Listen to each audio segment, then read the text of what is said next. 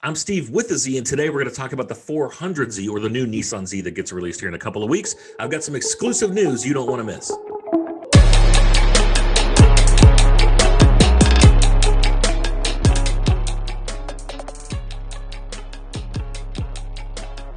All right, before we get into this, I need you guys to subscribe to this channel. And of course, you know I'm going to say it because every person on YouTube says it.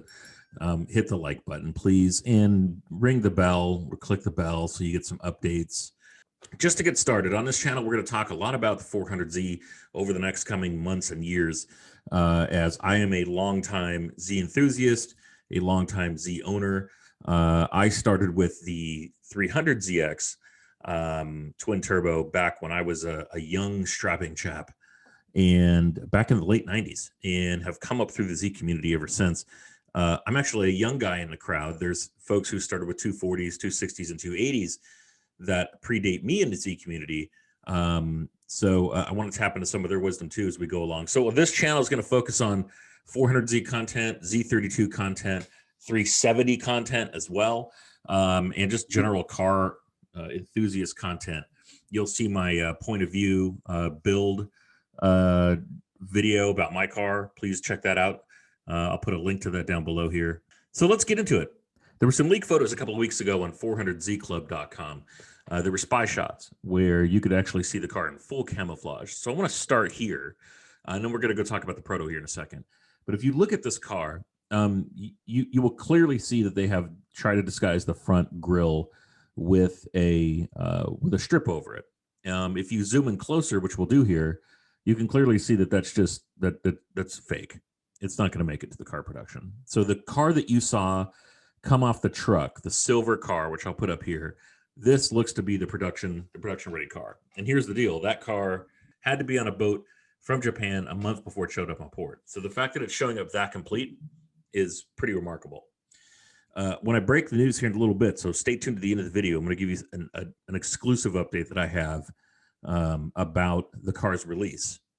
When I get to that, we'll talk about some timeline stuff. So, and how things are going to roll out, at least how I see them rolling out. But let's reverse the clock and go back to the Z Proto. So on September 15th of last year, of 2020, in the depths of the pandemic, when the days were gloomy, Nissan released the Proto Z, which was meant to serve as a prototype for the upcoming Z car. And this thing was pretty complete. The front fascia was a little controversial. People weren't sure how they felt about that. I wasn't sure how I felt about it. But by and large, this car appeared to be a successful prototype launch. And you have to look at, as you do with any car, what it's competing against and who it's competing against at the time it's competing. So unlike the Z32, this car is not groundbreaking.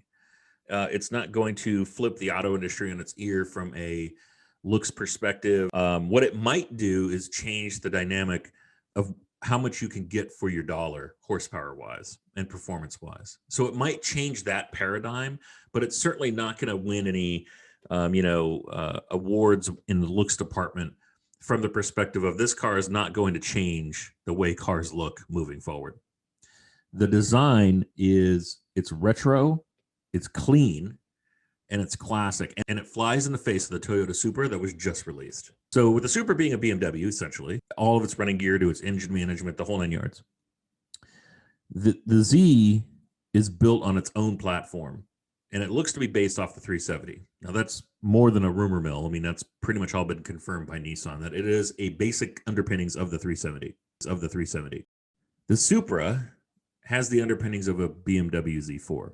The problem with the Zupra is I don't think that it will age well. If you look at it, it's got bulbous fake vents, just a lot going on. Its proto, if you will, or the prototype that was rolled out, the FT1 from Toyota, was absolutely drop dead gorgeous. And when the actual car showed up, quite frankly, it didn't live up to the hype. The Z, I think, is learning from these mistakes. And when they rolled the proto out in September, they knew this car was really close to production, and they may get some feedback on some things to tweak. But by and large, this is the production car. I think what they were working on tweaking at the time is the front fascia, because there has been some changes to the grille, the actual fascia itself. But by and large, the body lines of the car are identical. They're the same. as to what appears to be production ready versus the Proto. So let's line this up. September 15th, you've got the Proto that rolled out. A few months ago, you had a silver car on a truck being delivered at a port to the US that were the images were captured. That showed the front end changes and some other things, which let's look at that right now. You can see on the silver car, the fascia is slightly different. The bottom of it curves outwardly, whereas the Proto didn't really have that much of a pronounced lip on it, if you will. And also the grille looks more refined.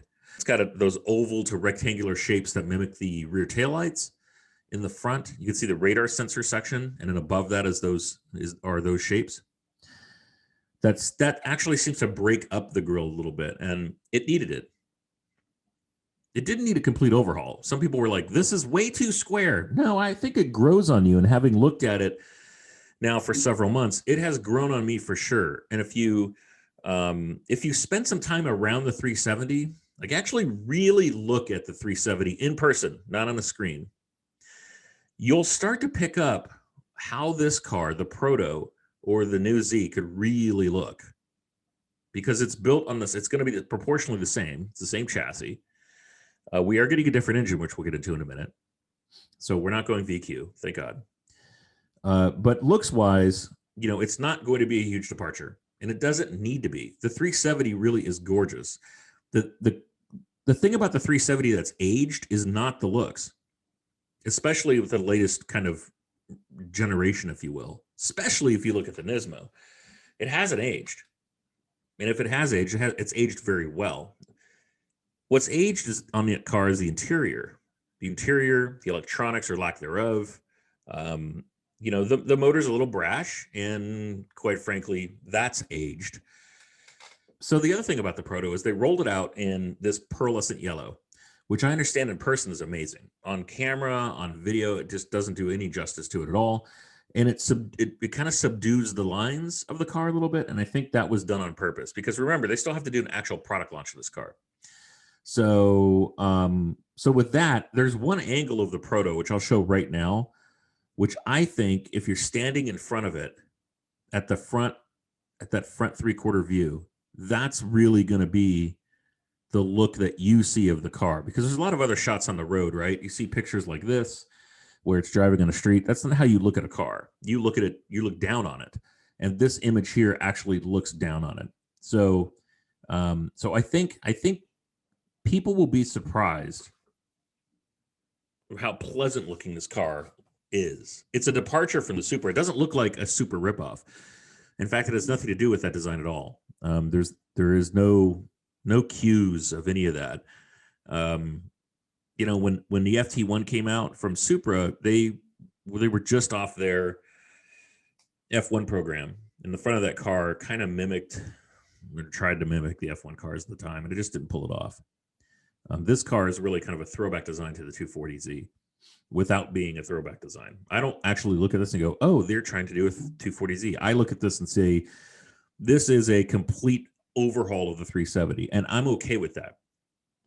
If you haven't read the news about Nissan, they're not the most financially sound company. They're late to the game on replacing a lot of models. They had 22 models or so that were aged out.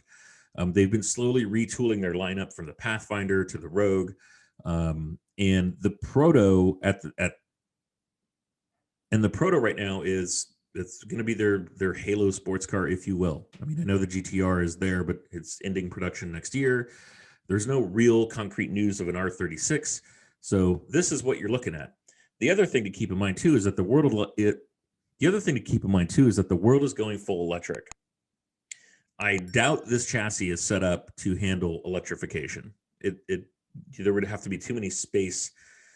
There would have to be too many. There would have to be too much room made for batteries in the chassis, especially down low, which is where you'd want all that weight.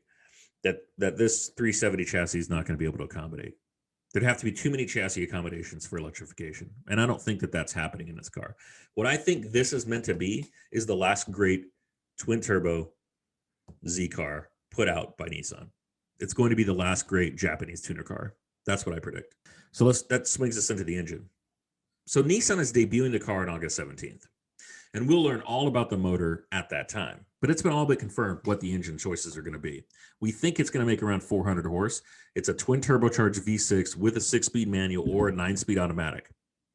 The 9-speed automatic could be somewhat controversial, except that it should be the same unit spec from Mercedes, I believe, that's licensed, that is in the Nissan Pathfinder. And I'm going to go drive one of those so I can get a feel for the automatic. It's a 9-speed with a 6,000-pound towing capability and a Pathfinder. It should be somewhat stout out of the gate.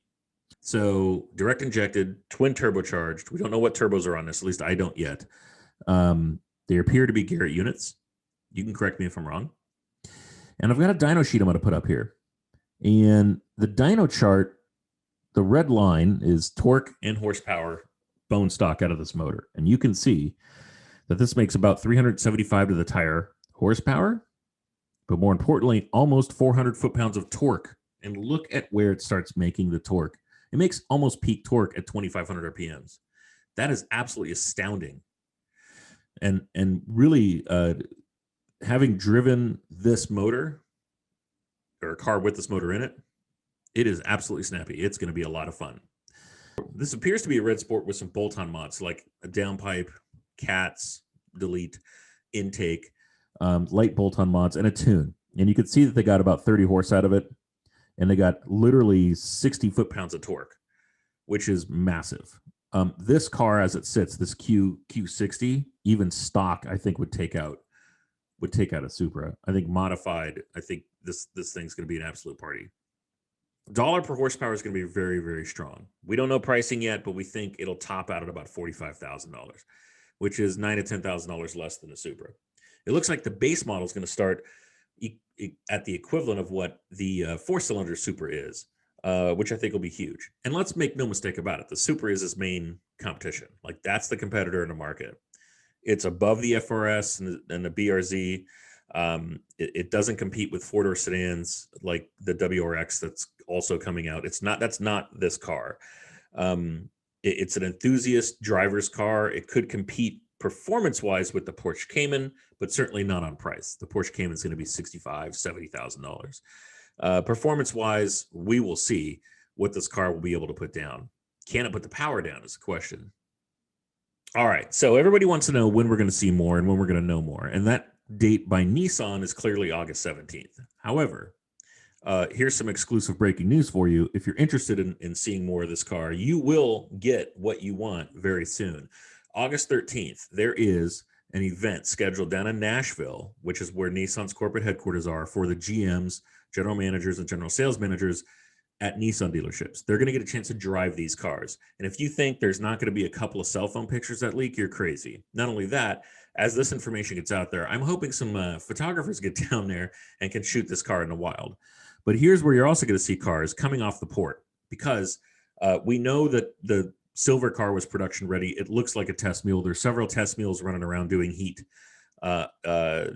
analysis and hot weather analysis. So as these cars get off the boat, because they've already got to be on it, if they're delivering somewhere down in Nashville by August 13th, which really means probably the 1st of August, you're a couple of weeks away from seeing additional photos of the actual production ready car. So will it have the blue interior that we saw? Will it have a red interior, black interior? What are the interior options? The Proto showed with like a yellow striping accent and some yellow accented seats. Will that be an option? Can you spec it much like you can with a C8, where you can mix and match your interior colors around at will? So you're going to find out here in the next couple of weeks. I intend to stay on this. So if you want more content about this car, subscribe to my channel, because I'll be sharing it with you. Until then, drive fast and take chances.